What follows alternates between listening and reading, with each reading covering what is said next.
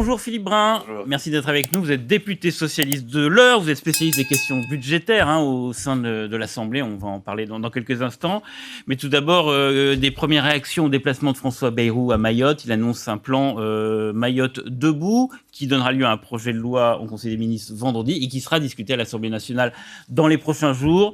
Il n'y a pas de doute, vous voterez ce projet de loi ? Bien sûr, il y a besoin de mesures d'urgence pour adapter un certain nombre de procédures, notamment d'urbanisme, pour permettre effectivement aux services de secours et à l'œuvre de reconstruction qui est en cours d'avoir lieu.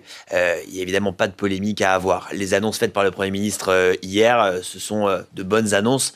Nous en félicitons. Nous demandions d'ailleurs à ce que le Premier ministre se déplace rapidement sur l'île. C'est désormais chose faite. Il a rattrapé un petit peu son couac du début où il avait préféré être à Pau plutôt qu'à une réunion à Paris sur la crise à Mayotte. Écoutez, je crois que là, on est aujourd'hui dans un moment où on doit tous être rassemblés pour la reconstruction de Mayotte et puis le sauvetage d'un très grand nombre de personnes qui sont aujourd'hui encore sans toit, la reconstruction très rapide des écoles qui sont dévastées et tout un tas de choses qu'il faut aujourd'hui prendre en compte. En tout cas, je crois que l'heure n'est pas à la polémique et ce serait tout à fait indécent de le faire. Mais j'ai quand même vous parler d'une polémique, c'est celle des images qui ont capturé Elisabeth Borne, tournant les talons un peu rapidement à deux professeurs justement qui l'interrogeaient ou plutôt qui exprimaient leur colère. Elle a fait une erreur ou c'est une image un peu désastreuse qu'elle montre Bon, vous n'accablez pas. Bon, en tout cas, je crois que c'est pas le moment de l'accabler. Il y a des mesures qui ont été annoncées. Il faut que ces mesures soient respectées. L'Assemblée sera aux côtés du gouvernement, une fois n'est pas coutume, pour voter très largement ces mesures, voter aussi des crédits. On en aura besoin très rapidement. Et puis, s'agissant des séquences, il y a eu effectivement une série de mauvais signaux qui ont été envoyés à Lille. Ça a été dit déjà par beaucoup de commentateurs. Ça a malheureusement un peu continué hier. Le débat politique reprendra et puis dans 3 mois, on fera un bilan de ce qui s'est vraiment passé, de est-ce que les annonces ont été suivies des faits. Mais pour l'heure, je crois qu'il faut être aux côtés des Mahorais, aux côtés de tous les agents du service public qui sont mobilisés sur le territoire pour gérer la crise. Quand François Bayrou dit que les bidonvilles ne seront pas reconstruits, est-ce que vous soutenez cette volonté ? Et est-ce que vous pensez qu'elle est possible ? Ce qui est 2 questions un peu différentes. Alors, cette volonté est louable, évidemment. Vouloir détruire des bidonvilles, c'est l'œuvre, finalement, de toute politique de logement digne. Et donc, effectivement, il faut détruire les bidonvilles et puis accorder des logements... Dans ce cas-là, si on ne reconstruit pas les bidonvilles, c'est-à-dire qu'on ne reloge pas la population issue de l'immigration illégale qui y habitait avant le cyclone.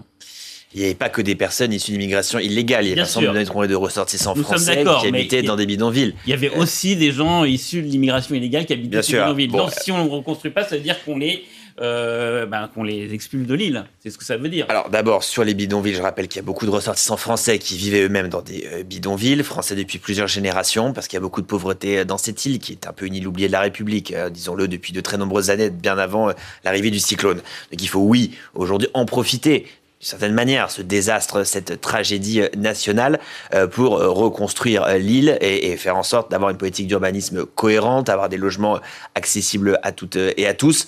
Sur la question migratoire, bon, évidemment, c'est une question qui est prégnante depuis de très nombreuses années. Et nous pensons au Parti socialiste qu'il faut s'attaquer aux causes des migrations. C'est la déstabilisation dans cette partie du continent. C'est la question également des Comores. Et pour nous, tous les moyens diplomatiques doivent être mis en place pour stopper... une pression diplomatique sur les Comores pour stopper le flux. Je crois qu'aujourd'hui, on est dans une situation qui est invivable pour les habitants, invivable pour la continuité des services publics, invivable pour le système de santé. Et François Bayrou a relancé hier le fait de supprimer le droit du sol uniquement pour Mayotte. Est-ce que ce qu'avait proposé également Gérald Darmanin, alors il l'a évoqué sans dire qu'il le mettra forcément en place, mais ça peut être une réponse ? Écoutez, ce qu'on voit en tout cas, c'est l'échec de toutes les mesures qui ont été annoncées par ce gouvernement et les gouvernements précédents sur la maîtrise migratoire du flux sur l'île. Non, mais la suppression du droit du sol, elle n'a pas encore été mise en place. Nous verrons bien. Enfin, écoutez, moi je ne crois pas que les gens viennent pour finalement pondre des enfants sur les plages. C'est pas comme ça que ça fonctionne. Bon, les gens viennent pour plein de raisons différentes. Et pas pour avoir un titre de parent d'enfants français. Il y a d'autres moyens d'ailleurs de rester sur l'île. La question pour moi, c'est pas le droit du sol, c'est d'essayer de tarir le flux qui est gigantesque aujourd'hui. il l'était avant le cyclone. Et cela, évidemment, il faut le traiter en s'attaquant aux causes de la migration plus qu'aux conséquences. Donc on l'a compris, le Parti socialiste votera le projet de loi d'urgence pour Mayotte. En revanche, il y a une interrogation pour savoir s'il votera le budget que présentera François Bayrou. De ce point de vue-là, le ministre de l'économie, M. Lombard, dans la tribune dimanche, a promis qu'il allait consulter une nouvelle fois tous les partis pour constituer ce budget. Vous, au sein du PS, vous êtes spécialiste de ces questions budgétaires. Vous étiez aussi plutôt partisan d'une forme de gouvernement d'union nationale ou d'urgence avec les macronistes. En tout cas, vous avez publié une tribune en août dernier. Vous n'êtes pas hostile totalement à cette idée.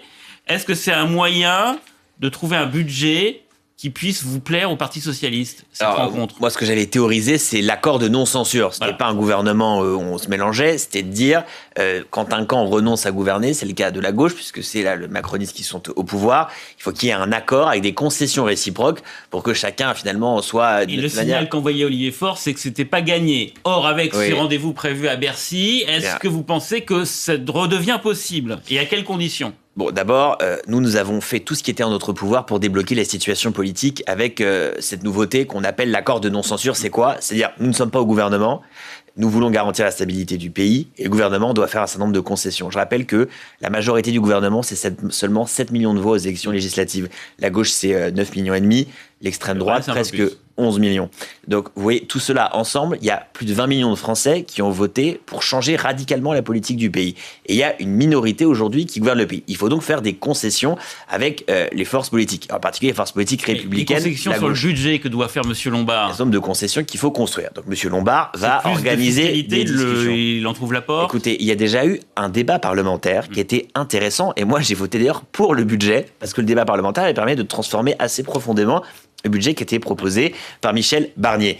Qu'est-ce que nous avions proposé à l'Assemblée, tout banc confondu? De rééquilibrer l'effort, décharger les classes populaires et les classes moyennes. Il faut revenir sur cette augmentation de l'électricité. Il faut évidemment réindexer les retraites, les petites retraites et les retraites moyennes sur l'inflation. C'est pas possible. Des gens qui sont à 900 euros retraite de la mutualité sociale agricole ou des peut-être retraites de misère d'être désindexées. Il faut évidemment aussi, pour rééquilibrer l'effort, essayer de mettre à contribution ceux qui le peuvent. Qui donc? Les ménages qui gagnent plus de 500 000 euros chacun par mois, par an, pardon, les grandes entreprises, les marchés financiers, les marchés de l'énergie. Bref, on avait fait adopter, nous les socialistes, près de 80 amendements, 83 amendements. Ça a été modifié par le Sénat, donc, et François Bayrou dit qu'on repart avec le budget tel qu'il a voté par le Sénat. Il faut tout remettre à plat, en fait, dans ces réunions à Bercy. Écoutez, en tout cas, je crois qu'il faut repartir d'une copie, parce qu'on ne va pas recommencer à zéro. Il faut aller vite, là. Les gens nous demandent d'aller vite, il faut adopter un budget rapidement.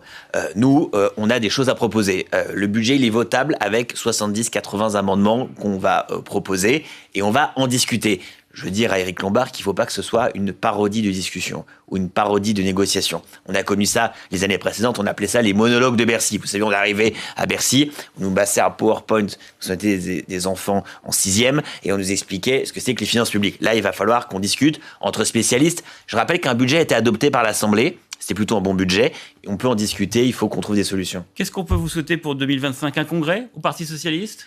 Ce serait en tout cas bien qu'on ait un congrès au Parti socialiste. Pas pour déstabiliser quiconque, pas pour... pour changer de patron quand même.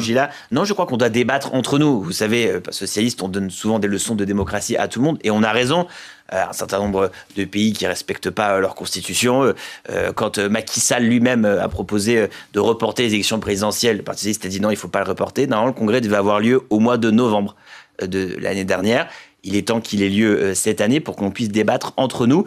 Il y a de grands changements qui ont lieu aujourd'hui. De la ligne, de la fin du NFP, d'un désarrimage par rapport à Jean-Luc Mélenchon, c'est ça très rapidement, parce que c'est la fin de l'interview, les enjeux de ce congrès? L'enjeu de ce congrès, surtout, c'est savoir comment on veut battre l'extrême droite. Et on n'a pas réussi tellement à le faire aux élections législatives. On l'a fait grâce au Front républicain. Il faut qu'on arrive à gagner les prochaines élections. Et je crois qu'il faut qu'on ait une ligne radicalement nouvelle.